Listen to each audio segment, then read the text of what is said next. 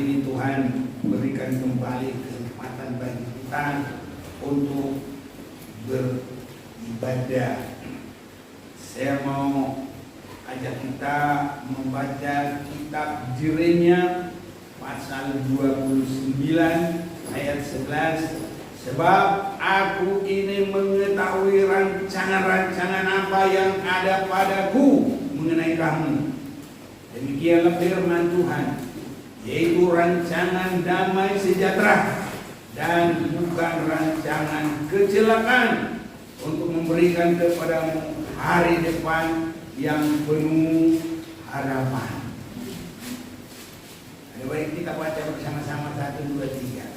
Sebab aku ini mengetahui rancangan-rancangan apa yang ada padaku mengenai kamu. Demikianlah firman Tuhan, yaitu rancangan damai sejahtera dan bukan rancangan kecelakaan, untuk memberikan kepadamu hari depan yang penuh harapan. Tuhan, saudara-saudaraku, kita akan baca lagi satu ayat lagi dalam Perjanjian Baru, Roma pasal yang ke-8 ke-6, Roma pasal ke-6 ayat yang ke-23. Kita akan baca juga ini. Saya baca duluan. Sebab upah dosa ialah maut, tapi karunia Allah ialah hidup yang kekal dalam Kristus Yesus Tuhan kita. Kita baca bersama 1, 2, 3. Sebab upah dosa ialah maut, tetapi karunia Allah ialah hidup yang kekal dalam Kristus Yesus Tuhan kita. Saudara-saudaraku yang terkasih, saya bersyukur kepada Tuhan bahwa Tuhan itu sangat baik. Tetapi saya lihat dari Alkitab, mulai dari kitab Kejadian, bagaimana apa yang terjadi di Taman Eden sejak manusia diciptakan oleh Allah pencipta langit bumi segala isinya, dan menempatkan manusia itu di Taman Eden sampai kepada kejadian yang terakhir dalam kitab Wahyu, kitab yang ke-66, kitab yang menjadi penutup dalam Alkitab ini. Saya juga boleh melihat ada antikris, itu sebagai yang terakhir keadaan bumi di dalam manusia ditarik dari rencana Allah. Jadi rancangan yang terbaik itu ingin digagalkan oleh iblis, mulai dari Taman Eden dan berakhir dalam kitab Wahyu. Antikris ingin menarik penyembahan manusia kepadanya dan kepada sebagian manusia diberi tanda cap 66. Saudara-saudaraku yang kekasih, dua ayat yang kita baca tadi, rancangan Allah, upah dosa adalah maut, itulah yang terjadi bagi manusia. Rancangan Allah tidak pernah keluar dari rancangan bahagia. Mulai menciptakan Adam dan Hawa sampai nanti menjemput gerejanya, itu rancangan Allah. Tapi kejatuhan keluar dari rancangan Allah, itu hanyalah upah dosa adalah maut. Saya perhatikan yang berkuasa adalah Allah bagi semua manusia dan ciptaannya. Sebenarnya iblis tidak berkuasa atas ciptaan Allah, yang tidak berkuasa khususnya bagi manusia. Tidak ada kuasa daripada iblis bagi manusia. Baik pun menjadikan manusia gagal, menjadikan manusia mati, menjadikan manusia masuk dalam maut, itu tidak semata-mata karena iblis itu berkuasa. Tidak bisa. Yang berkuasa adalah Allah. Tapi yang saya boleh perhatikan, mulai dari Taman Eden, Adam manusia pertama, sampai kepada nanti antikris, itu iblis itu menarik manusia untuk melanggar firman Tuhan. Baru saat itulah manusia itu disebut berdosa. Jadi iblis tidak bisa langsung kamu berdosa kamu. Jadi karena kamu berdosa, enggak. Tapi iblis itu dulu menarik perhatian manusia. Jadi kepada Adam, bukan iblis itu langsung berkata kamu berbuat dosa, aku berkuasa, tidak. Tapi kalau kita boleh lihat, mari kita baca dalam kitab Kejadian pasal yang ketiga, mulai ayat 1, manusia jatuh ke dalam dosa. Adapun ular yang ialah yang paling cerdik dari segala binatang di darat, yang dijadikan oleh Tuhan Allah. Ular itu berkata kepada perempuan itu, tentulah Allah berfirman, semua pohon dalam taman ini jangan kamu makan buahnya, bukan? Nah, jadi di sini ular ialah yang paling cerdik dan disebut juga ya dia paling cerdik, sehingga iblis juga masuk melalui ular untuk bisa berkomunikasi dengan manusia. Iblis masuk lewat ular yang cerdik untuk berkomunikasi dengan manusia. Dan kalau kita memperhatikan apa kata ular, adalah mulai sebenarnya membangkitkan gairah keinginan manusia. Kalau lebih kasarnya, iblis membuka jalan supaya manusia itu timbul gairah kesenangannya. Itu sebabnya dia bilang ini, tentulah Allah berfirman, semua pohon dalam taman ini jangan kamu makan buahnya, bukan? Jadi kalau hati manusia, enggak, semua boleh. Nah, pasti itu kan. Jadi bangga dia, semua boleh.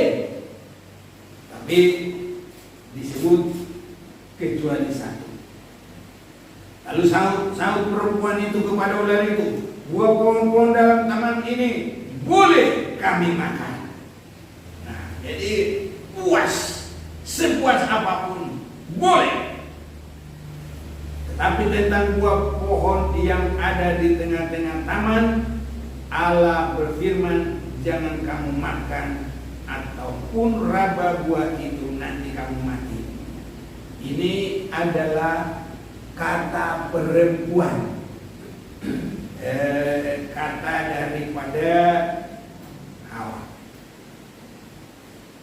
Ini jadi manusia kalau banyak berbicara bisa kurang teliti. Padahal Tuhan nggak pernah sebut di tengah-tengah aman. Nah, ada. Tapi kalau gairahnya manusia itu sudah mulai timbul, apa pun ngomong aja, keenakan. Nah, sekarang kata orang kebablasan. Jadi kita juga di dalam Yakobus kita berbicaralah tentang Tuhan. Ya kalau yang lain-lain jangan banyak, nggak usah. Ya, karena di dalam banyak orang berkata-kata, kalau bukan tentang Tuhan nanti banyak salahnya. Sama ini, baru sedikit ngomong sudah bilang. Tetapi tentang buah pohon yang ada di tengah-tengah taman, padahal Allah tidak ada mengatakan di tengah-tengah taman. Nah, ini. Tapi ular itu berkata kepada perempuan itu, sekali-kali kamu tidak akan mati. Nah, bangkit lagi, hebat kita, nggak mati. Jadi keinginan manusia itu mulai terus dibangkit-bangkitkan. Baru selanjutnya dia bilang, tetapi Allah mengetahui bahwa pada waktu kamu memakannya, matamu akan terbuka. Wah, tambah senang lagi dia. Dan kamu akan menjadi seperti Allah. Wah, tambah lagi. Dan iblis, lihat kalau orang suka banyak berbicara, semakin volumenya ditingkatkan sampai nanti kepada volume dosa iblis. Karena dosa iblis sebelum namanya Lucifer, sebelum dia masuk kepada ular, namanya Lucifer, dia juga ingin menyamakan diri dengan yang Maha Kuasa. Ini. Jadi orang kalau memang terlalu banyak ngomong, bukan firman, bukan kebenaran, nanti bisa ke bawah, saudara-saudara, kepancing. Dan iblis itu senang. Oh, ini tambah lagi gairahnya, keinginannya, ya kemanusiaannya, kesenangannya, sampai kepada sombongnya itu, keakuannya itu makin tinggi. Orang kalau banyak ngomong, apalagi yang dia ngomongin nanti, pasti keakuannya, hartaku, pangkatku, semua lah. Jadi kalau ngomong firman, tidak sudah. Sebabnya biar mulut kita limpah dengan firman Tuhan. Ini sudah. Jadi kita lihat di sini. Dan kamu akan menjadi seperti Allah, tahu tentang yang baik dan yang jahat. Ini tipuan. Ya buat apa? Harus tahu yang jahat. Dan perlu tahu yang jahat supaya kita tidak melakukan yang jahat. Ya sebenarnya begitu, saudaraku. Perempuan itu melihat bahwa buah pohon itu baik untuk dimakan dan sedap kelihatannya, lagi pula pohon itu menarik hati karena memberi pengertian. Lalu ia mengambil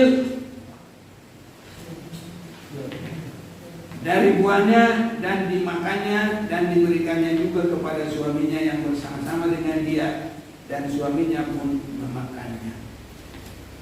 Jadi sebenarnya kepada manusia itu rancangan Allah itu semua sama dengan Allah, memang itu dari awal juga Allah sudah itu merencanakan segambar dan serupa dengan dia.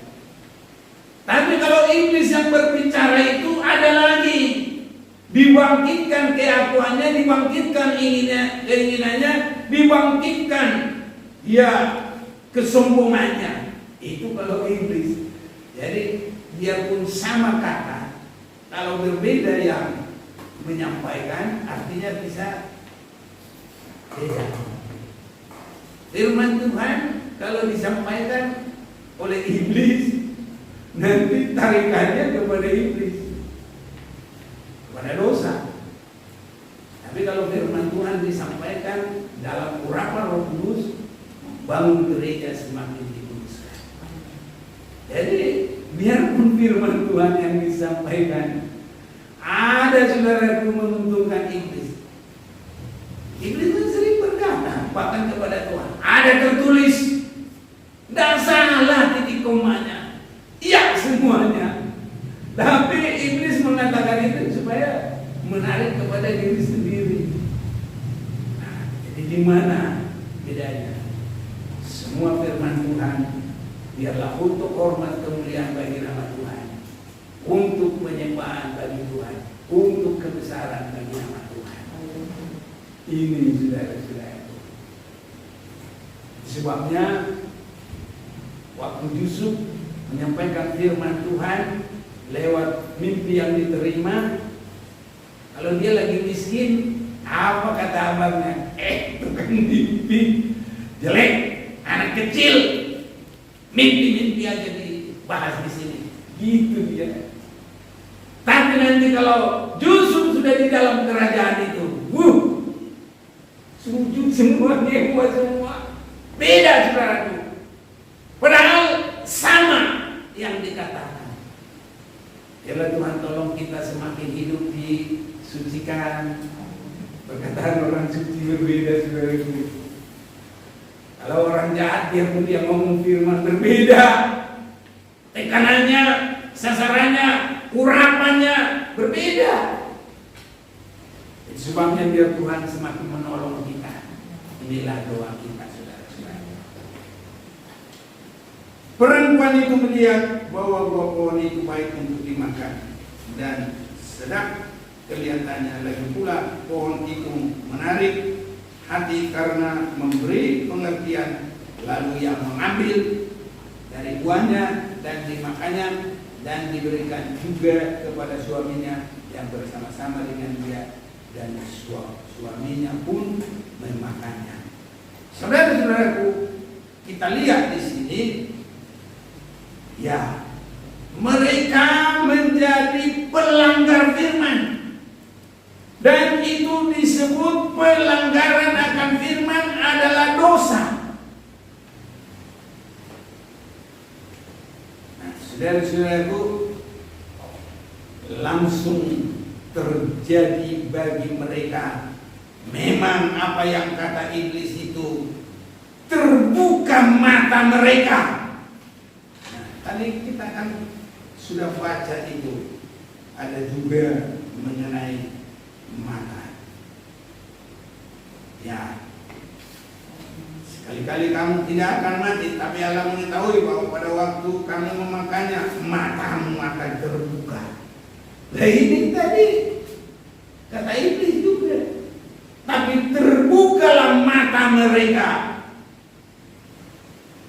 dan di situ mata yang terbuka benar-benar, dan dia melihat dirinya juga, saudaraku, sudah hilang kemuliaan Allah. Nah ini, hilang kemuliaan.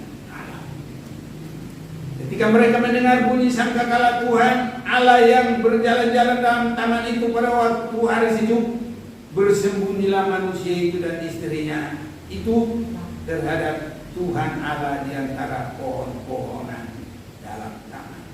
Ini adalah keadaan manusia kalau matanya sudah terbuka, dia rasa, dia tahu, dan mereka takut kepada Tuhan. Maka terbukalah mata mereka berdua, dan mereka tahu bahwa mereka telanjang. lalu mereka menyemat daun pohon ara dan membuat cawan. Saudaraku, kita lihat di sini mereka telanjang dalam hal apa? Karena tadinya mereka pakai pakaian apa? Kemuliaan Allah. Ya. Dan nanti kalau kita ke surga,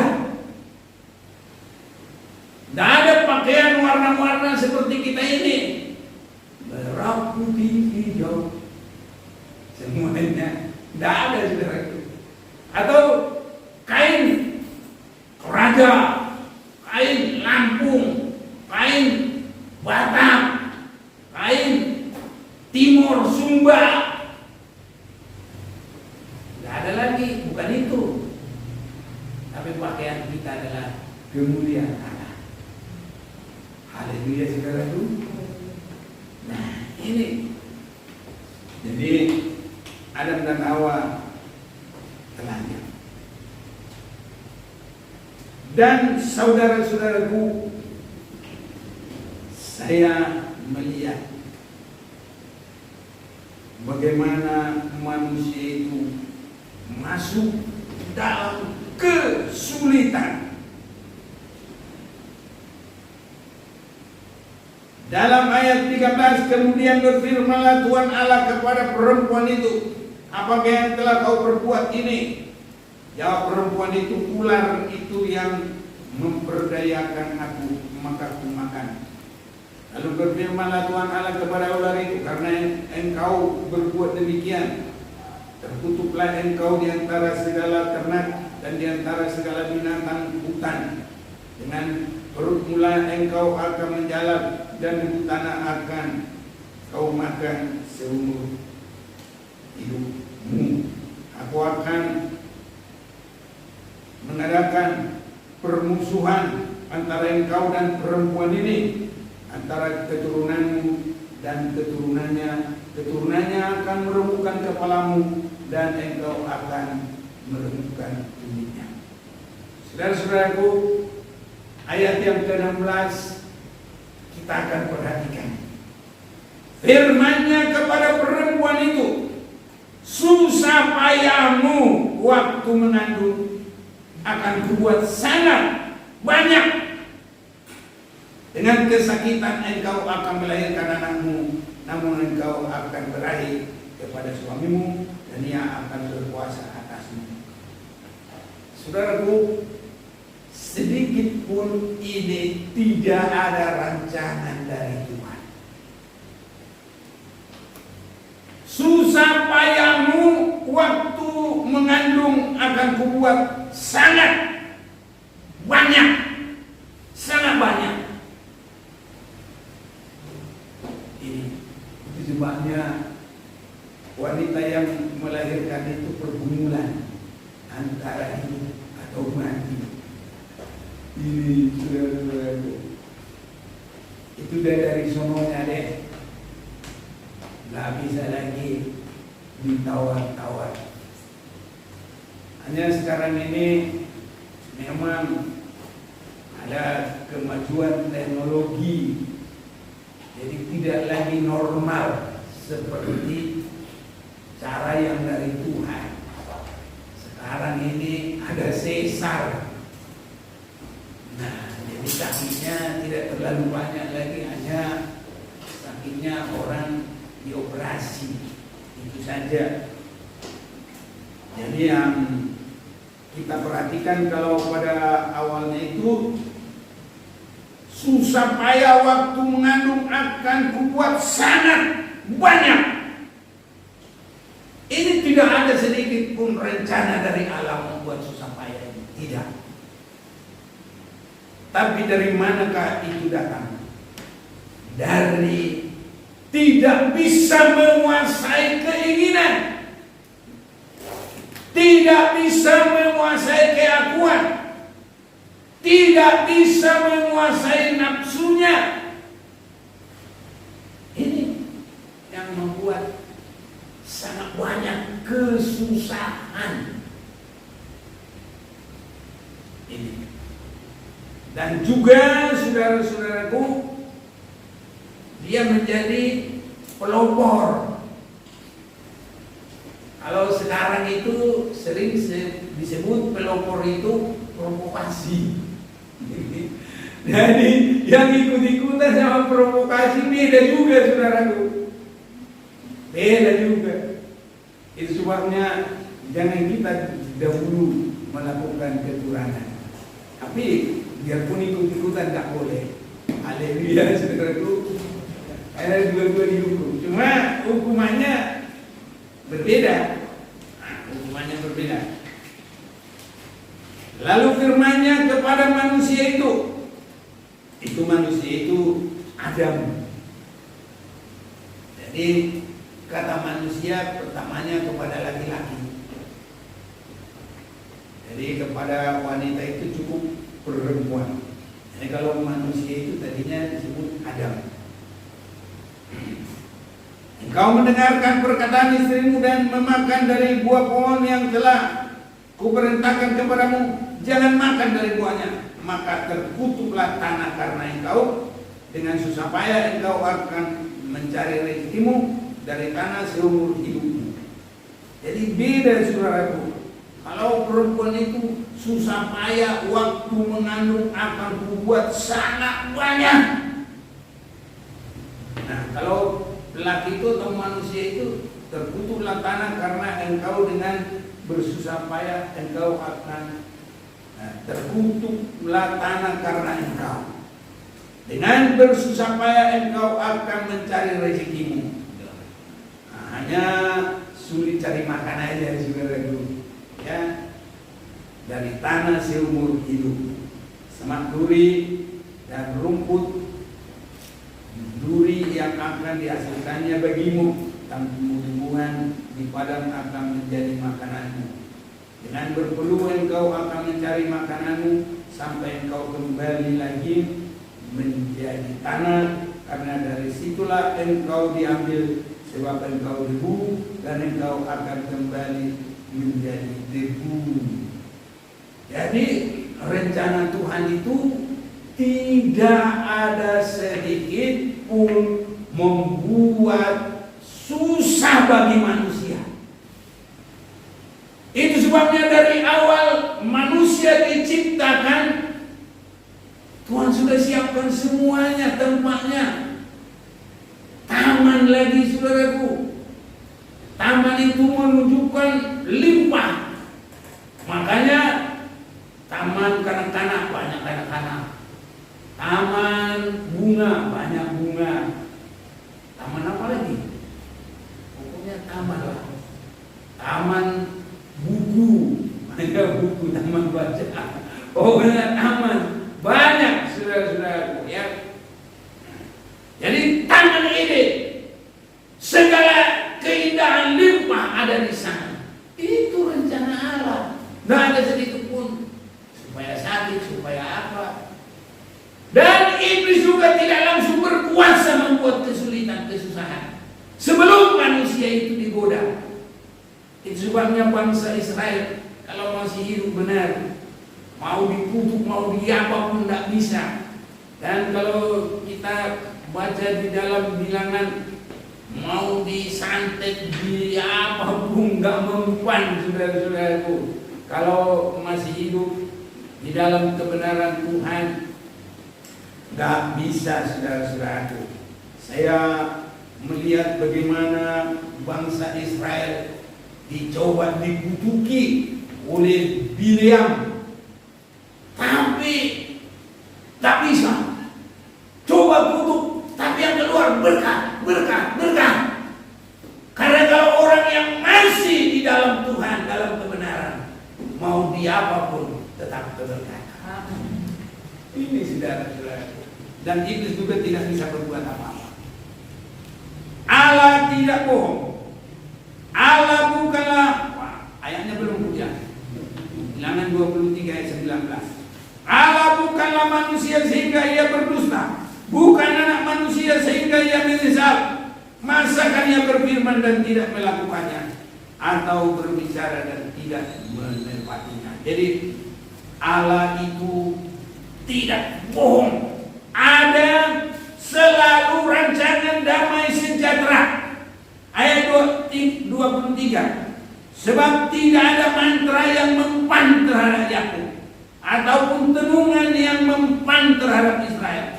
Pada waktunya akan dikatakan kepada Yakub, begitu juga kepada Israel, keajaiban yang diperbuat Allah.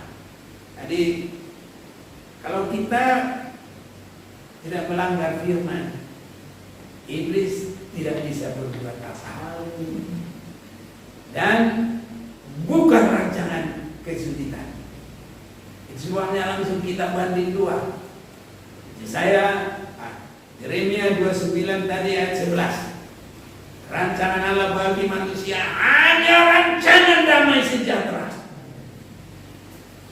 Itu sebabnya kalau kita lihat lagi saudaraku, manusia yang lahir pertama. Nah, kalau manusia ciptaan pertama Adam dan Hawa. Tapi manusia yang lahir pertama adalah Kain dan Habil.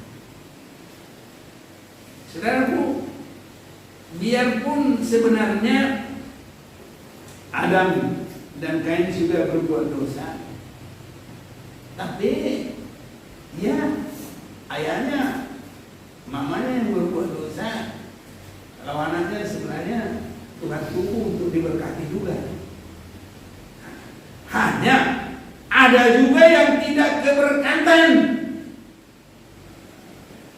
Itulah manusia yang lahir pertama adalah Kain.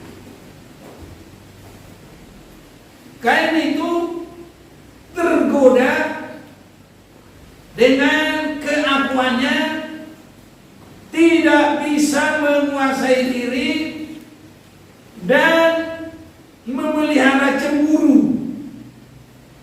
Ini saudaraku, sehingga membuat dia susah. Ini di dalam Kejadian pasal yang keempat.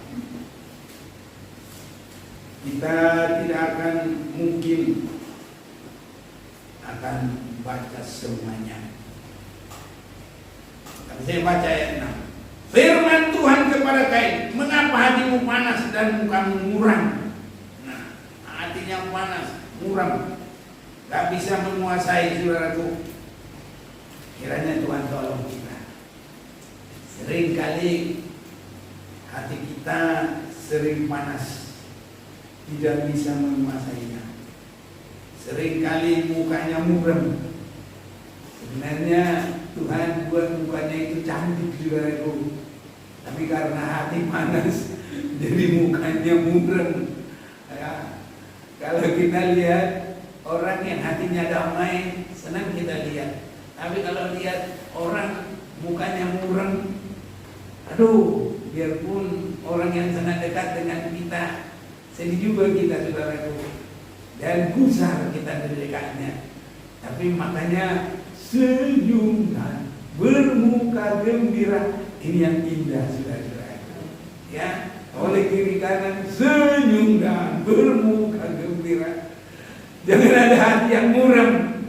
Haleluya. Nah ini saudara-saudaraku, Tuhan tidak bikin hati yang muram. Malah Tuhan tanya kepada Kain, firman Tuhan kepada Kain, mengapa hatimu panas dan mukamu muram? Apakah mukamu tidak akan berseri jika engkau berbuat baik? Jadi kalau mukanya ingin cantik, berbuat baik sajalah. Haleluya. Ini sudah, ini cantik dari Tuhan, asli loh. Tidak ada yang bikin-bikinan, tidak ada pakai apa tuh, silikon. Ini cantik asli. Waduh, puji Tuhan. Apakah kamu tidak akan berseri jika engkau berbuat baik? Muka berseri. Saudaraku, bandingkan muka kita sebelum kita sungguh-sungguh dan sesudah sungguh-sungguh dalam Tuhan. Mungkin sudah berjalan 10 tahun, 20 tahun, beda saudaraku sinarnya, keindahannya beda. Amin saudaraku. Sudah pernah coba belum? Siapa yang sudah pernah coba? Belum ya? Bandingkanlah foto lama, foto baru. Tapi harus waktu lama banyak cemburu, tidak bisa menahan diri, berbuat dosa, iri, dengki, apa semua. Tapi sudah dibersihkan oleh Tuhan. Foto lagi pasti beda, tampil beda. Anak-anak Tuhan tampil beda. Haleluya. Kalau yang belum, buktikan. Nah, tapi harus benar-benar bertobat dulu, baru foto. Sebelum bertobat dan sesudah, pasti beda, saudara. Ya, ada urapan Tuhan, ada pertolongan, ada kecantikan yang dari Allah. Apa kamu tidak akan berseri? Berseri-seri. Makanya orang dalam sering bikin pimpin pujian, jangan muka kita kayak pepaya yang bopeng. Tapi biar muka kita seperti bulan purnama. Gitu. Karena bulan purnama itu kelihatannya tertawa saudaraku dan bersinar indah dan tidak menyinari. Makanya kalau matahari menyinari, perempuan-perempuan yang menjaga kecantikan, aku takut itu. Macam-macam lah ya. Tapi kalau bulan purnama, ambil payung biar jangan kena sinar bulan purnama. Tidak ada yang begitu, saudaraku. Orang tidak takut. Saya bulan purnama indah, saudara-saudara. Malah kalau nggak ada bulan, kemana bulan? Itu saudaraku. Dicari-cari bulan purnama apalagi. Dosa sudah mengintip di depan pintu, dia sangat menggoda engkau, tapi engkau harus berpuasa.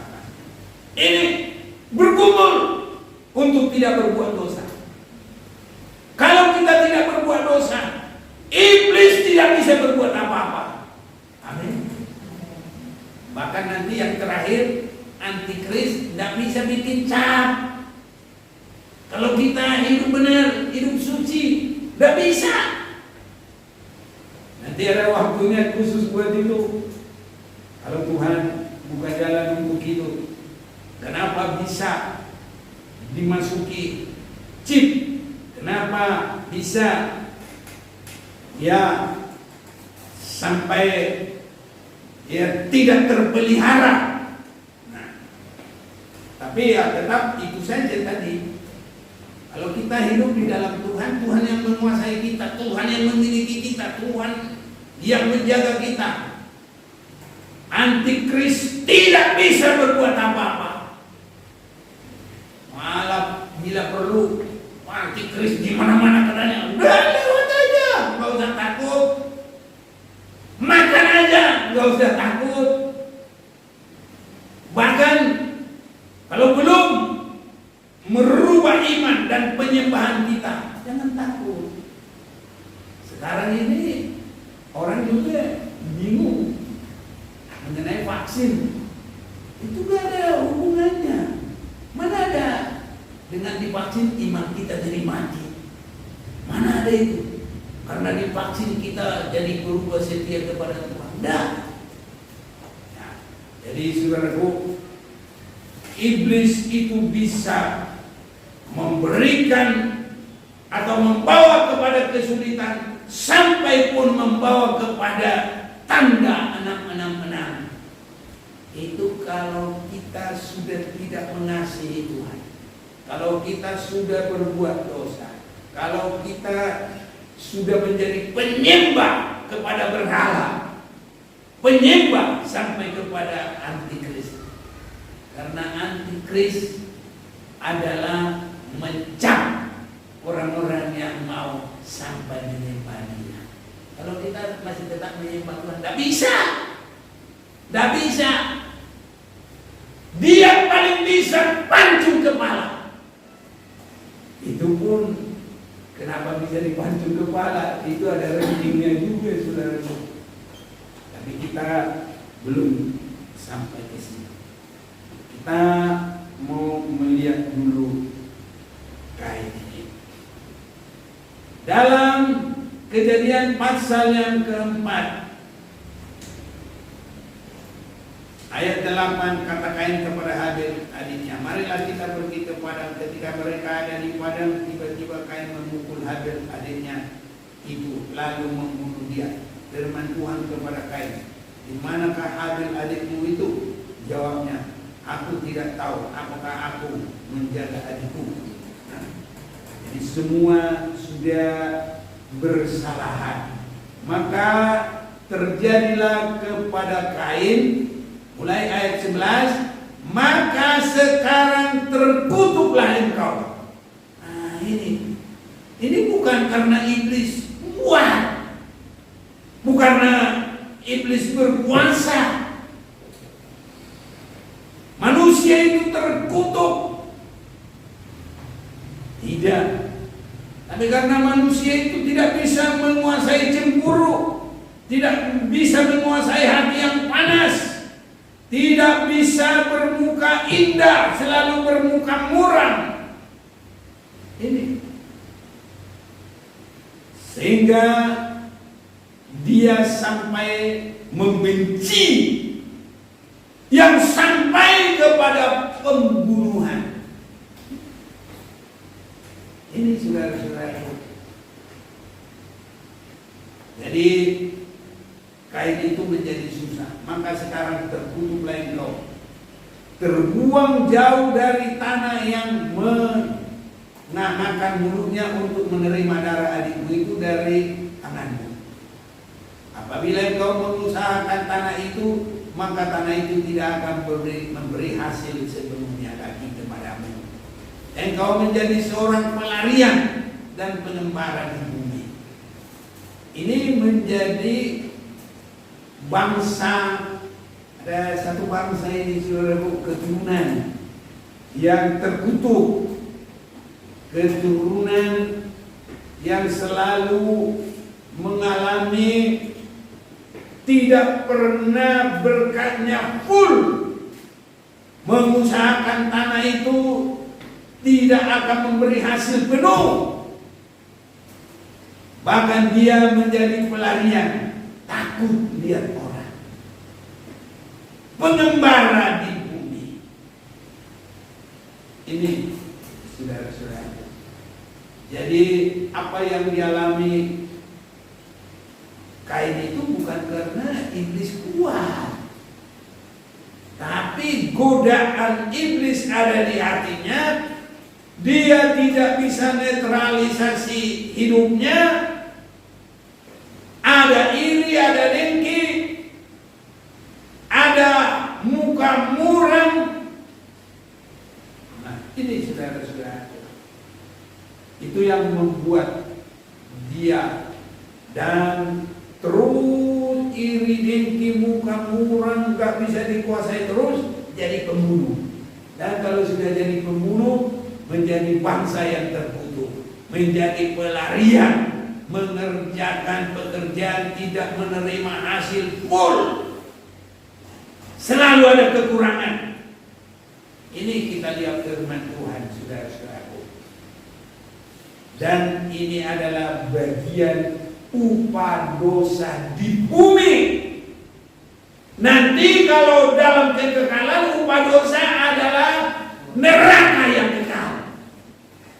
Ini jadi upah dosa itu di bumi ada, baru dalam kekekalan adalah neraka. Ini sudah maut. Sehingga kita tidak akan bisa semuanya. Tadi saya perhatikan semua begitu. Mengapa ada air bah? Ya sama. Manusia kecenderungan hatinya sudah berdosa terus. Bukan karena iblis kuat, bukan. Manusia itu nggak bisa lagi menguasai.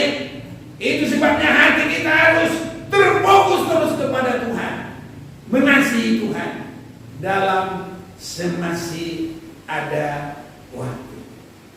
Kita melayani Tuhan, bergumul terus. Saudara-saudaraku, kita sudah lihat Adam, Hawa, kita lihat Kain.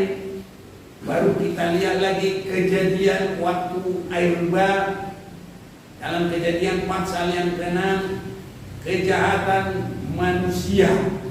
Ayat 1, ketika manusia itu mulai bertambah banyak jumlahnya di muka bumi, dan bagi mereka lahir anak-anak perempuan, maka anak-anak Allah melihat bahwa anak-anak perempuan manusia itu cantik-cantik.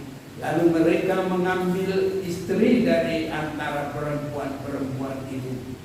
Siapa yang disukai mereka?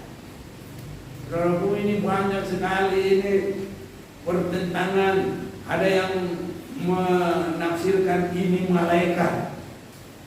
Saudara-saudaraku, kalau kita mengikuti firman Tuhan dari awal, ini tidak susah. Anak-anak Allah ialah mulai dari Adam melalui Set. Dan nanti terus yang ke-7 Henok. Kemana dia? Diangkat ke surga hidup. Nah, ini baru pasal 6, ya terjadilah nanti air bah. Saudara-saudaraku, kenapa terjadi air bah? Karena disebut di sini anak-anak Allah melihat bahwa anak-anak perempuan manusia itu cantik-cantik. Manusia itu yang mana? Nah, itulah manusia terkutuk tadi. Siapa itu? Kain. Dia menjadi satu yang bangsa yang beridar-idar, pelarian. Nah, ini saudaraku. Jadi mereka sudah semakin banyak kata firman. Dan yang dari saya juga sudah semakin banyak. Maka terjadinya air bah adalah manusia tidak bisa menguasai hati, baik di dalam pernikahan. Bahkan kalau kita lihat kecenderungan hati manusia besar di bumi, dan kecenderungan hati itu hanya membuahkan kejahatan semata-mata. Allah tidak pernah untuk merencanakan terjadi air bah, tapi itu sebagai upah dosa adalah maut. Kejadian 6 ayat yang ke-5. Ketika dilihat Tuhan bahwa kejahatan manusia besar di bumi, dan bahwa segala kecenderungan hatinya selalu membuahkan kejahatan semata-mata, maka menyesallah Tuhan bahwa Ia telah menjadikan manusia di bumi, dan hal itu memilukan hatinya. Jadi anak-anak Allah adalah Allah yang memberkati Adam dan Hawa dengan kelahiran anak yang ketiga. Siapa itu? Set. Yang pertama adalah Kain. Yang kedua adalah Habel, tapi dibunuh. Maka yang ketiga adalah Set. Ini mulai penyembahan Tuhan. Dan nanti intinya manusia turunan ke-7, Henok yang terangkat. Tapi dari Kain terus semakin jahat. Dan turunan yang ke-7 dari Kain adalah menjadi orang pertama berpoligami. Makanya banyak saudaraku keturunannya. Ya, ini saudara. Jadi itu dari Kain itu keturunan pengembara, keturunan yang dikutuk oleh Tuhan. Nah, ini. Jadi anak-anak Allah bergaul dengan itu yang dikutuk. Ini. Tadi firman Tuhan kita sudah baca, semakin banyak. Dari mana semakin banyak? Ya dari dua itu. Dari Kain dan dari Set. Makanya dari Kain masih ada keturunannya terus. Dari Set ada keturunannya terus. Ini saudara semakin Jadi kalau benar-benar diikuti dan minta hikmat dari Roh Kudus, kita mengerti. Ini ada pendeta besar apa semua, sampai di seminar, mau keluar negeri kemana-mana, katanya anak-anak Allah adalah keturunan malaikat. Lah, bagaimana bisa malaikat punya keturunan? Ada anaknya seperti manusia. Nanti penciptaan nggak benar lagi dong. Kalau ada dari malaikat, nanti seperti keyakinan orang lagi di surga juga masih bisa kawin-mawin, istrinya bisa banyak, kerjanya tiap malam hanya, aduh, nggak benar, sudah itu, ya. Jadi itu saudara-saudaraku. Tapi di sini kita bisa langsung melihat. Jadi maka anak-anak Allah itu dari Adam melalui Set melihat bahwa anak-anak perempuan manusia itu manusia yang mana? Lah ini sudah ditulis juga manusia, tapi ada lagi orang seminar malaikat.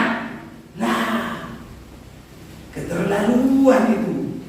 Nah, udah ditulis manusia, dia bilang lagi malaikat. Jadi anak-anak Allah katanya kawin lagi sama malaikat. Aduh, ini baca aja dengan jelas manusia yang mana? Nah, keturunan yang sudah pengembara, keturunan yang dikutuk, keturunan yang apa? Tidak bisa mengambil hasil yang penuh, selalu kurang. Ini saudaraku, ya. Jadi itulah yang menjadikan terjadinya penghukuman air bah. Ketika dilihat Tuhan bahwa kejahatan manusia besar di bumi dan bahwa segala kecenderungan hatinya selalu membuahkan kejahatan semata-mata, maka menyesallah Tuhan bahwa Ia telah menjadikan manusia di bumi dan hal itu memilukan hatinya. Berfirmanlah Tuhan, Aku akan menghapuskan manusia yang telah Kuciptakan itu dari muka bumi, baik manusia maupun hewan dan binatang-binatang melata dan burung-burung di udara, sebab Aku menyesal bahwa Aku telah menjadikan mereka. Saudara-saudaraku, kita memperhatikan di sini rancangan Allah adalah rancangan damai sejahtera.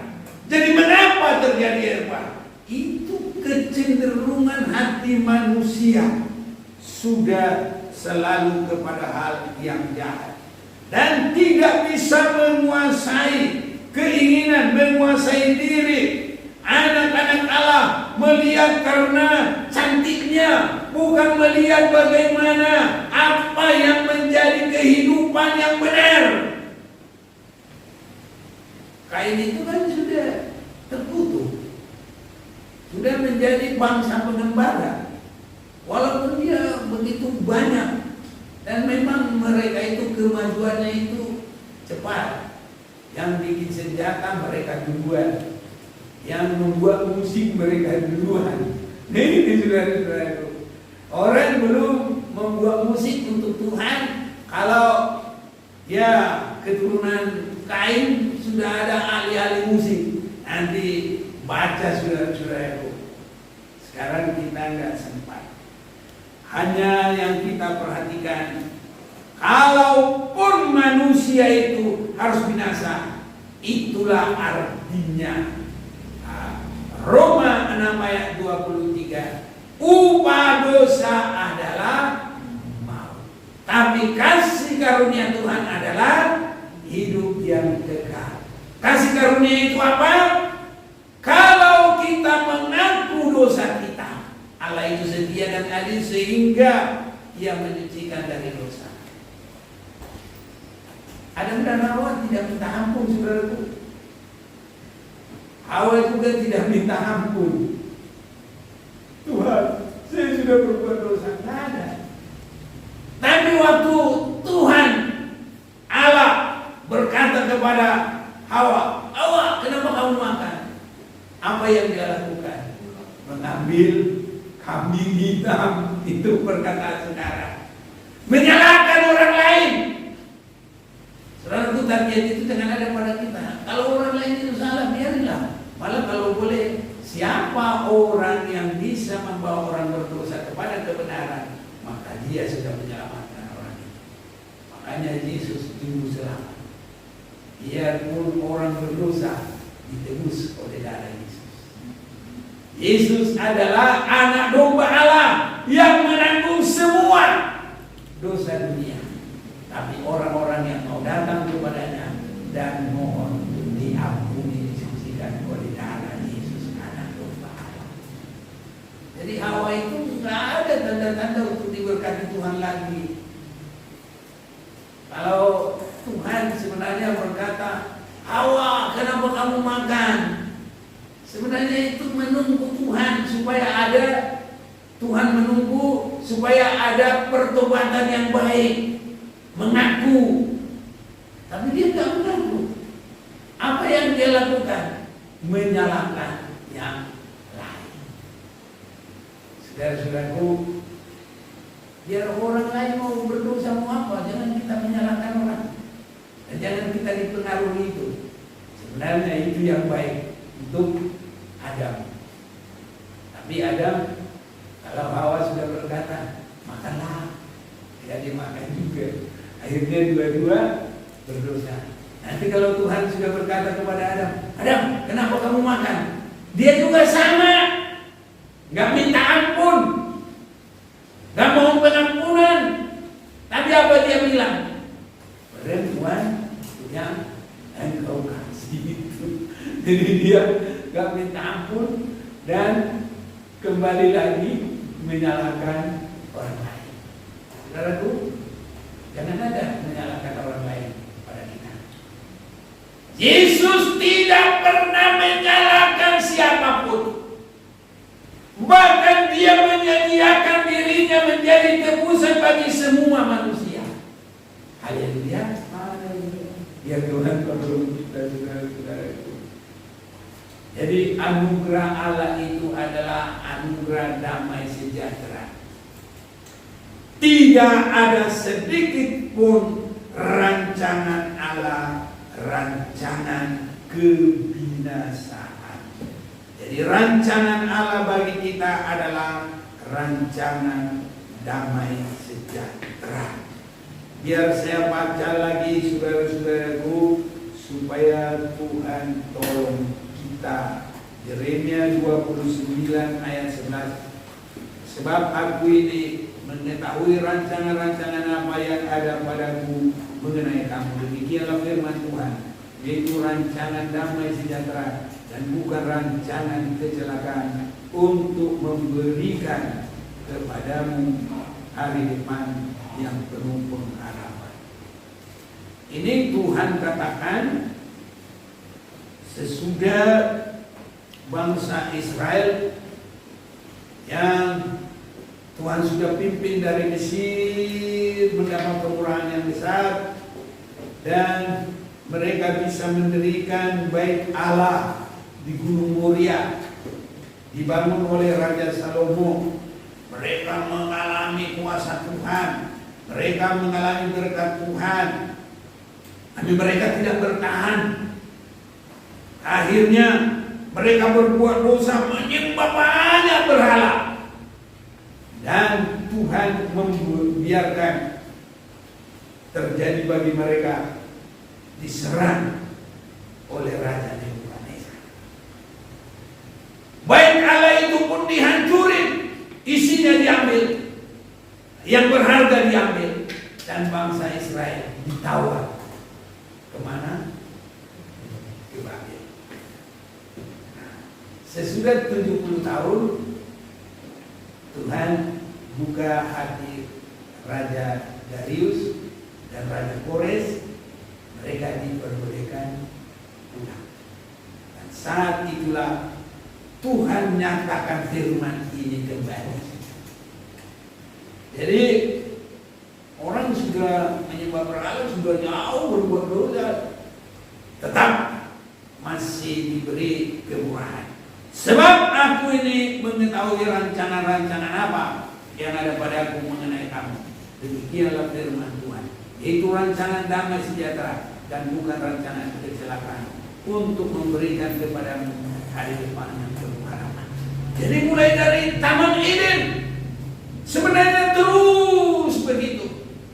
Kalau manusia itu mengasihi Tuhan, tidak perlu Adam dan Hawa keluar dari Taman Eden. Kalau Kain mengasihi Tuhan, tidak perlu karunia di dalam Kristus Yesus. Tadi malam ada 3 hal karunia di dalam Yesus Kristus. Pertama, penyucian darah. Kita menerima Yesus adalah anak domba Allah. Yang kedua, Yesus gembala yang baik.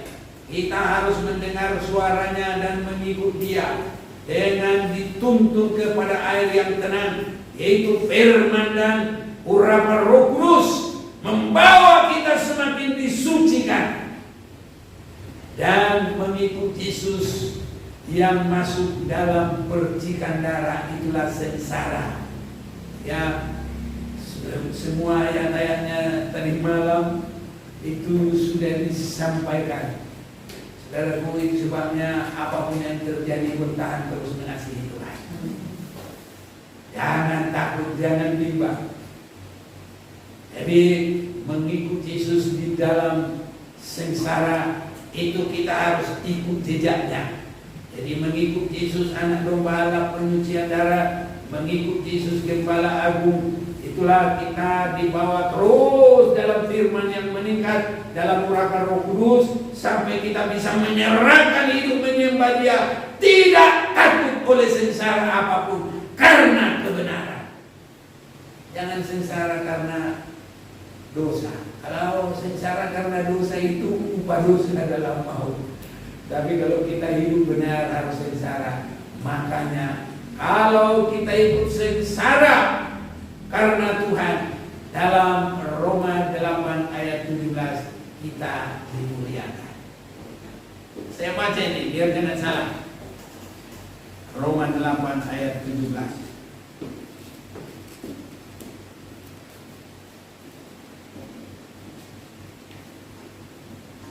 Dan jika kita adalah anak, maka kita juga adalah ahli waris. Maksudnya orang-orang yang berhak menerima janji Allah, yang akan menerimanya bersama-sama dengan Kristus.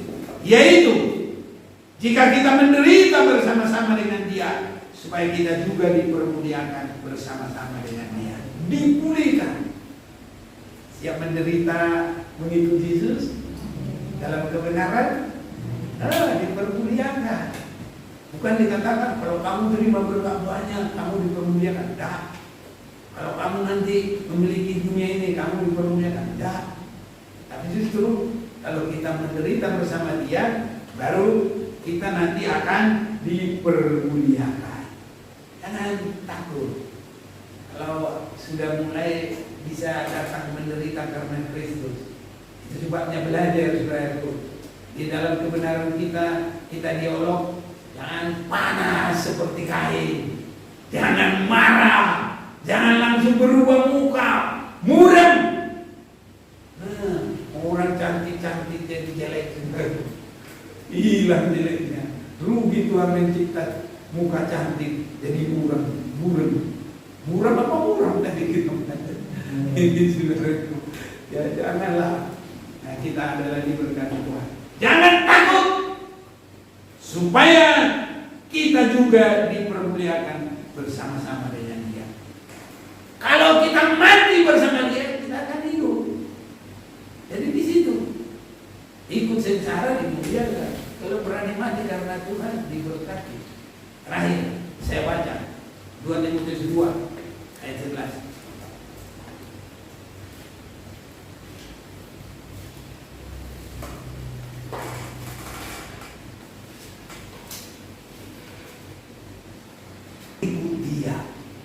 Sampai di dalam sengsara yang penuh. Sengsara yang penuh sampai puncaknya dalam kematian.